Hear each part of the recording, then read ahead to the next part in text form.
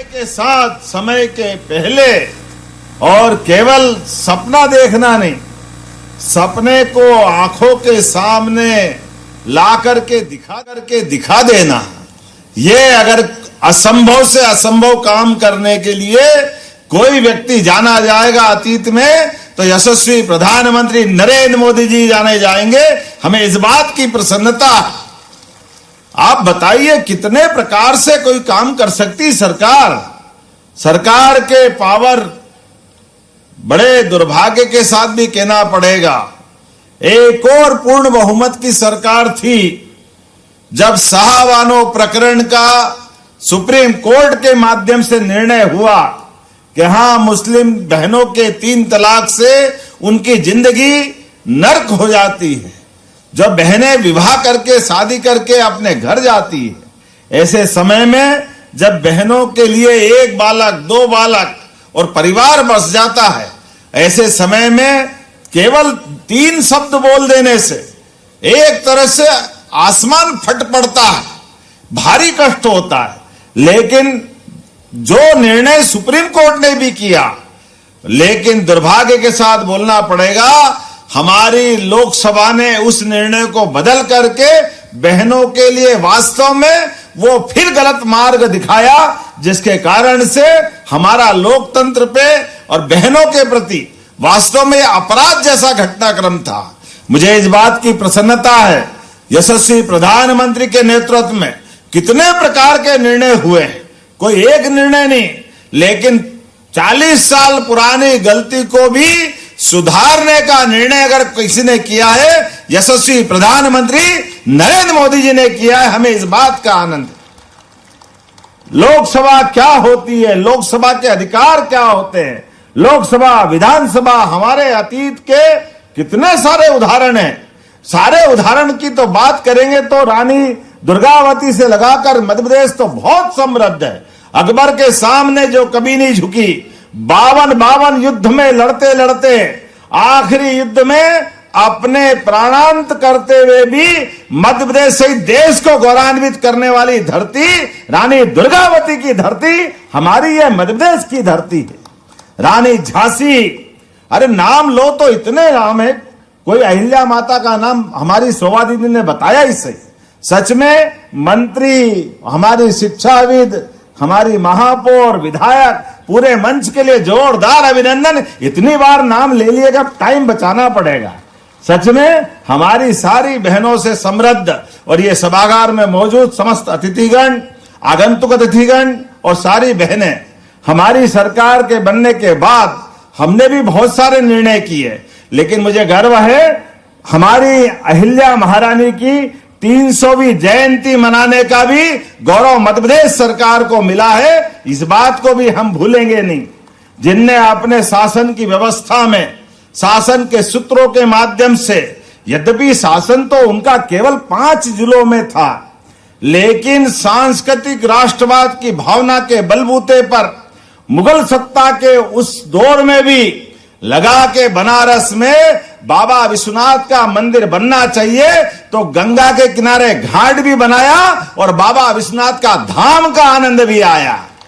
और केवल बाबा का नहीं, सभी 12 ज्योतिर्लिंग, 52 शक्तिपीठ, जहां जहां 4 धाम की यात्रा जाती है, प्रत्येक स्थान पर अन्न क्षेत्र, पीने के पानी की व्यवस्था, रुकने के धर्मशाला की व्यवस्था, सारे प्रबंधन शासन के सूत्र बहनों के हाथ में आते हैं, तो कितने प्रकार से काम किए जा सकते हैं। ऐसे कई उत्कृष्ट उदाहरण उनके भी भरे पड़े हैं। मुझे मालूम है आज आपके बीच में ये सारे विषय आए हैं, लेकिन वाकई में अगर मैं राजनीतिक यात्रा के बाद से हमारी बहनों को याद करूंगा, तो आज हमारे बीच इसी राज्य से हमारी लोकसभा की अध्यक्ष रही हमारी बहन सुमित्रा जी के लिए भी जोरदार अभिनंदन करो। उन्होंने अपने सत्र का संचालन, लोकसभा का संचालन करते हुए भारत की लोकसभा में जिस प्रकार से उनने काम किया, माननीय प्रधानमंत्री जी ने उनको भी पद्म पुरस्कार दिया है। यह हमारे लिए सौभाग्य की बात है। इसी राज्य से, ग्वालियर अंचल से श्रीमती विजयराजे सिंधिया जी को भी याद करना पड़ेगा, जिनके शासन के समय वो तो उस शासन काल में भागीदार नहीं थी, लेकिन अपने सामने होने वाले अन्याय का प्रतिकार का रूप में, जैसा झांसी की रानी ने तलवार उठा करके अपने विद्रोह से उस समय की अंग्रेजों की सत्ता हिला दी थी, इसी मध्य प्रदेश में रिकॉर्ड बना। कांग्रेस की शासनकाल की नीतियों के बलबूते पर बस्तर के राजा को घर में घुस के मारने का जो अपराध किया गया था, यह घृणित अपराध था। राजमाता सिंधिया जी ने इसका विरोध करते हुए सरकार छोड़ी, और सरकार छोड़ने के बाद अपने जनबल के बलबूते पर, विधायकों के समर्थन के बलबूते पर लोकतंत्र में सच्ची लड़ाई लड़ते हुए 1967 में संविधान सरकार बनाई। जोरदार अभिनंदन हमारी अपनी विजयदादा सिंधिया जी कारण से हम गौरवान्वित होते हैं। एक अच्छी राज परिवार की रानी अपने जीवन के सारे सुख भूल करके लोकतंत्र की स्थापना के लिए वर्षों तक जनसंघ में काम करते हुए कई अवसर आए उनको बड़े से बड़े पद देने के, मंत्री, मुख्यमंत्री, राष्ट्रीय अध्यक्ष, लेकिन विनम्रता की प्रतिमूर्ति हमारी सिंधिया महारानी ने कोई पद नहीं लिया, केवल जनता की लड़ाई लड़ते रही और जनता पार्टी के लिए काम करती रही। बहनों के अधिकार को लेकर के एक नहीं बहुत सारी बातों को मैं याद दिला सकता हूं, लेकिन सच में यशस्वी प्रधानमंत्री ने SC, ST और अपने सभी वर्गों के साथ ध्यान रखते हुए अभी राष्ट्रपति द्रौपदी मुर्मू जी को याद करना चाहिए। जोरदार अभिनंदन करें हमारी अपनी आदिवासी अंचल की महामहिम राष्ट्रपति, भारत का सबसे बड़ा सर्वशक्तिमान पद देकर के उनने गौरवान्वित किया है। हमारे लिए गौरव की बात है जब आज हम इस बात के लिए बैठे हैं कि वाकई कल का दिन, कल परसों नरसों मध्य प्रदेश सहित पूरे देश में एक नया प्रकार का पार्लियामेंट के माध्यम से समय आने वाला है। और वैसे तो ये भी बताना मैं भूलूंगा नहीं, यहाँ इसी सभागार में कई बहनें नगर पालिका की अध्यक्ष, नगर निगम की महापौर, सभापति, पार्षद, जहां जहां मोदी जी और हमारी पार्टी की सरकारें रही है, हमने बहन हमारी शोभा जी को याद दिलाना चाहूंगा 50% का आरक्षण तो स्थानीय निकाय में प्रदेश भर में हमारी सरकार ने हर जगह देने का काम किया। यह हमारी प्रतिबद्धता है। जिस देश के अंदर माता बहनों के लिए आदि काल से इतनी श्रद्धा और आस्था रही हो, जो देश दुनिया के 200 से ज्यादा देशों में अपने देश को मातृसत्ता प्रधान मानता है, इसलिए हम अपने देश का नाम भारत माता की इस आनंद के साथ गौरवान्वित होते हैं। यही नहीं, ग्रहों में भी, नवग्रह में भी हम वसुधा को भी मां के समान मानते हैं। हमारी तो भावना ही इसी प्रकार से है। हमारी परिवार संस्कृति को बनाने की सनातन संस्कृति सदैव प्रकृति से अपना तादात्म्य इसी प्रकार से जोड़ती है। इसीलिए आज के इस अवसर पर जब 33% का आरक्षण का मामला आएगा, ऐसे समय में मैं सुषमा जी को भी याद करना चाहूंगा। सुषमा जी हमारे बगल विदिशा की सांसद थी, क्या उनकी अपनी संस्कृत, क्या हिंदी, क्या धारदार भाषण। उमा भारती, सुषमा जी, कौन कौन से नाम लें, सबके लिए जोरदार अभिनंदन। क्या राजनीतिक धाराओं की हमारी बहनों ने अपनी भूमिका बनाई।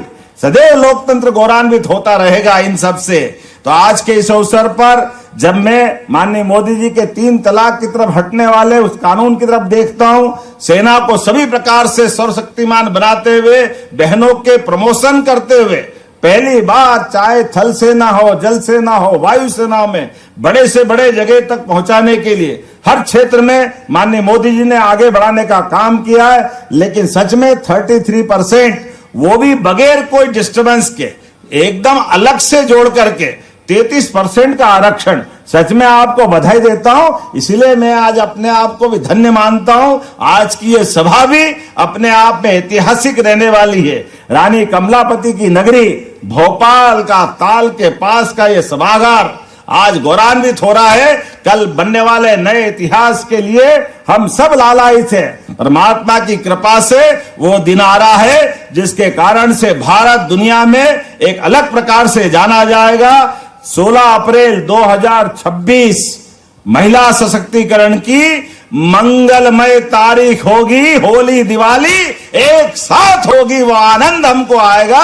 मेरी अपनी ओर से पुनः वंदन, अभिनंदन, बहुत बहुत धन्यवाद। भारत माता की जय।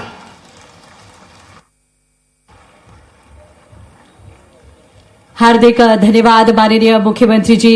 आपके विचारों की रोशनी से निश्चित ही हमारी मातृशक्ति का मार्ग आलोकित हुआ। बहुत आभार, बहुत बहुत धन्यवाद माननीय।